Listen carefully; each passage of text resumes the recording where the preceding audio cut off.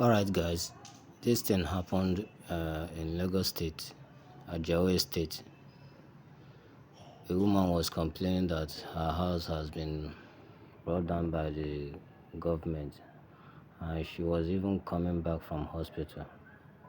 All her properties, even the house documents and also maybe school documents, all of them are inside her house, and this demolition is taking place. So I don't just understand the type of government we have.